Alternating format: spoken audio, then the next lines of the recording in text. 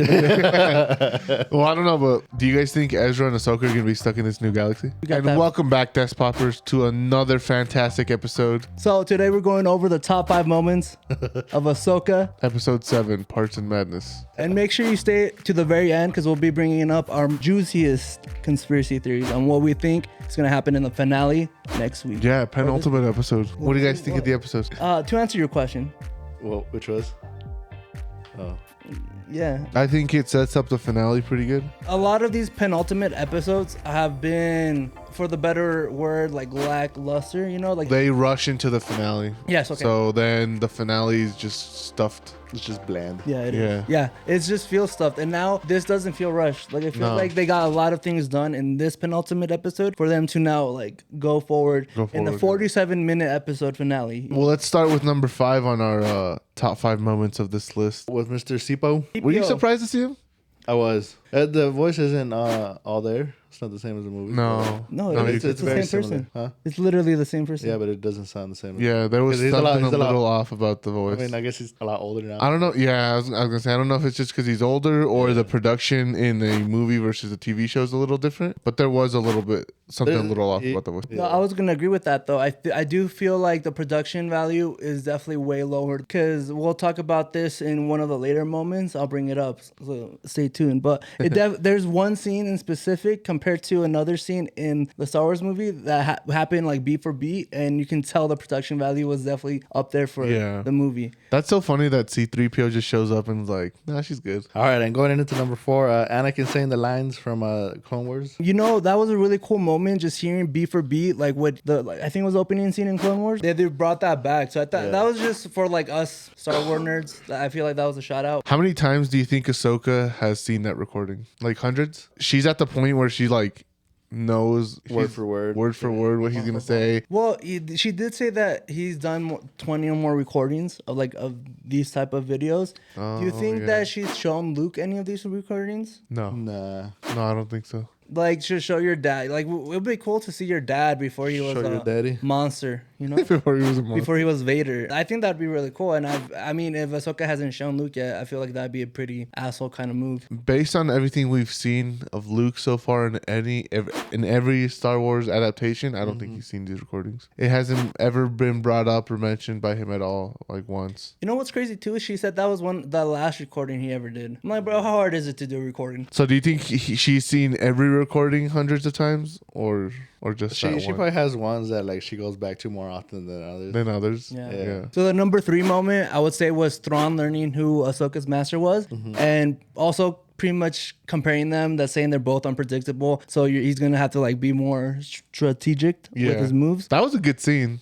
That was a good. I liked it because we were talking about this last week. We were like, I wonder how he's gonna react once he finds out it was Anakin. Well, Thrawn is a very calm, cool, and collected character. I don't know if you guys thought that he was at least a little nervous. Yeah, about 100%. like this is who we're dealing with. Like now we should like be a little bit more worried about what's going on. Because this isn't just any Jedi Padawan. This is the Padawan. This is like the lineage too. It's from like we talked about it, Qui-Gon, Yoda to Obi-Wan to Anakin to Ahsoka. It's so funny. He probably thought it was just some random, you know. Yeah. Oh, you know her master's it's just one of those that are like went into hiding. Yeah, and it's Vader's. He's like, princess. Oh, crap. Get the soldiers ready.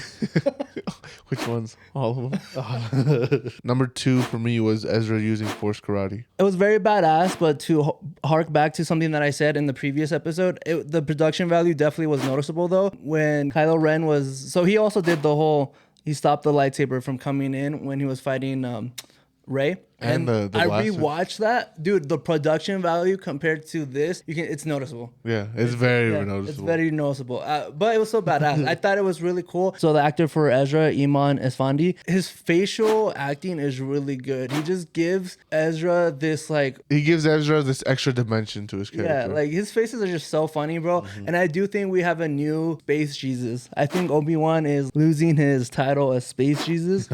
And yeah, we got news. You think so? Yeah, 100%. His new space using.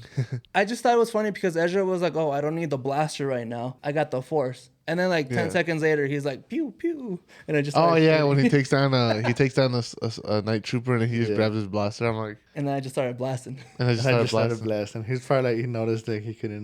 No, he couldn't I mean- hold this, so he was like, "Fuck it, let me get a gun." I do think he's a lot better in the Force than the average. I think the 10 years that he spent on that planet, he really improved his skills on the Force. And I think it was noticeable because he definitely used the Force to his advantage. And he was like knocking back like a bunch of soldiers with like one push, Yeah. you know?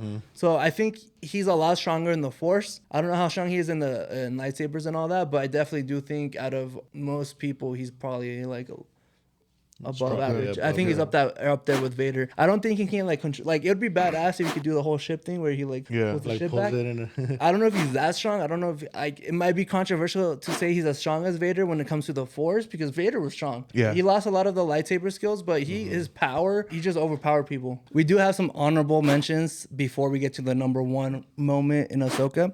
Episode 7, Dreams of Madness. Yeah, one of them for me was Carson Teva bringing up Moff Gideon, just name dropping him. Dude, well, just bringing this universe just closer together. So we kind of now know where the Mandalorian and this show is kind of happening in the Yes, timeline.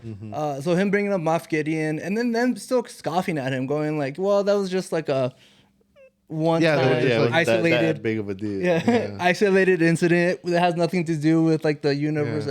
Which, you at know, large. just goes back to show you their fall at the end of the day was on them. Yeah, 100%. And I think this show does a good job to make you forget that this is all leading to them failing. My other honorable mention was the whales getting blown up when they re-entered the galaxy. I thought that was badass. Well, badass in the sense that like it just looked cool. Were they getting blown up? Like, were they getting hurt, or was it just more of like a? No, they're getting hurt. That's why they jumped into lightspeed again. Yeah, like they didn't get hurt enough to where they were getting blown up specifically, but they were definitely feeling the, Like they felt they got some scratches in them. yeah, More than 100%. scratches. More like some liver shots, you know. Yeah, they probably like injured some internal organs, you know? That's why they jumped to lightspeed. Oh, it was just funny. The irony that she was like, oh, they're protecting us. And then, bye, bitch. So our last honorable mention before we get into the number one spot. Yeah, when Ahsoka fights with Balin and steals his horse. Is it a horse? Well, I say horse for the purposes of. It's more like a giant dog. Yeah, it's like It's a giant dog. chupacabra. But they ride them like horses. Yeah, I just want to bring up the honorable mention because the fight I thought was better than the first fight. the first fight they had. Yeah. Yeah, I really thought it was badass. I thought it deserved its own moment, but here we are. In honorable I mentions. think so. The way she jumped off the ship right to the spot where he was at, that was pretty sweet. Just her whole demeanor, like leading up to the fight, like she was a lot more calm. She was a lot more confident. Yeah. And she even says it. He says, "You can't beat me," and she says, "I know. I don't have to." And then just steals the horse, huh? And then just like she knew she just had to stall him. Yeah. Fucking stole the Hans. Oh, because it's like Hu Yang was coming with the ship and then distracted. Yeah, I remember now what happened. Sorry, it's been a minute since like it came out. So But I don't know why. I just thought that line was so good where he's like, "You can't beat me." And she's like, "Yeah, I know. I don't have to. We do want to talk about the sponsor of today's video. As always, it's Despop. That's us. That's us, baby. If you guys enjoy these type of videos, make sure to drop a like, subscribe to the channel. Definitely helps us out. We want to quit our jobs We do. week after week.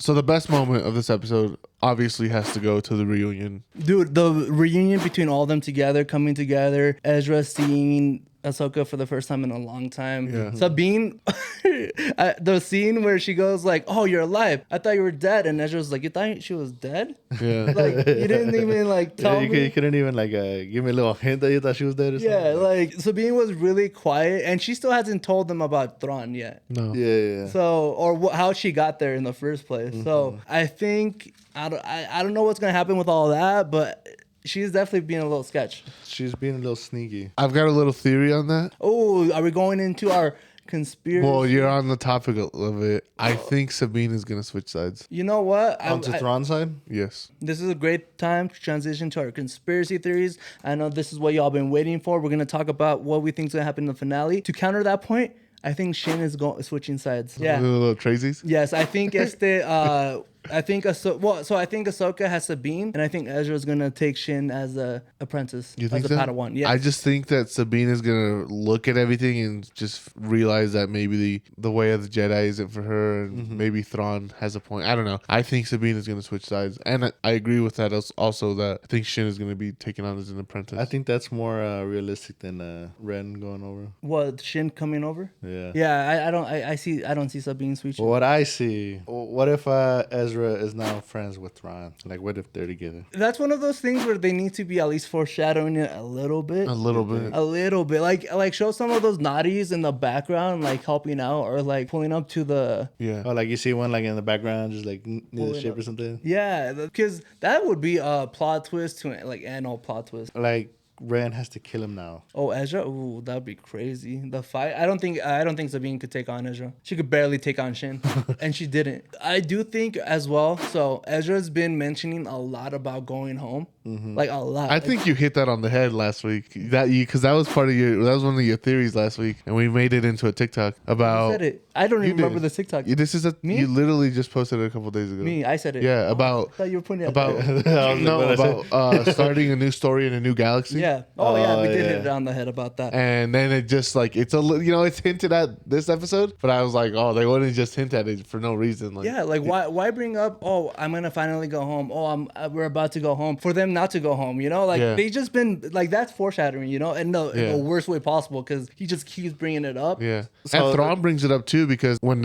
he's standing at the ship looking at the battle, he's like, she did the one thing she couldn't afford to do, and that was lose time. Mm-hmm. I think your theory was right. I think we're gonna get new characters in a new universe, separate from the Skywalker saga. One of the things that we haven't really touched up on was Balin literally leaving Shin by herself. Literally. That was funny in the sense that he was like, "This is as far as I'm going with you. You have your own destiny, your own place to take in this Your new own path, empire." yeah. And I was like, "Damn, bro, you're just gonna like cut her out like that? Like, You're not even gonna tell her what you're doing. This is where I leave you. This is yeah, this is where I leave you. you. Good You luck." learned enough. Do you think that's a little asshole move of him? Like, Yeah. Why take an apprentice just to leave her like midway through her like training? I guess. I mean, he must be really confident in Thrawn because Shin, he's like, yeah, you're gonna take a rightful place. I'm like, bro, like Thrawn doesn't even trust y'all. Like, you think leaving Shin by herself With Thrawn? yeah, is the smartest thing to do, my boy? Like, I know this voice is calling you, but the voice. No, I remember now what I was gonna say because I thought about it. The voice that Balin is hearing reminds me of Shang-Chi with his dad hearing the voice. Oh, yeah. Like he thinks it's good and the voice is telling him like to come and he thinks it's a good thing, but at the end of the day, it's going to be one of those beings that is That are gonna like fuck him over. it's a, like dark being, like more dark than a Sith, like something Yeah, that's yeah. like really going to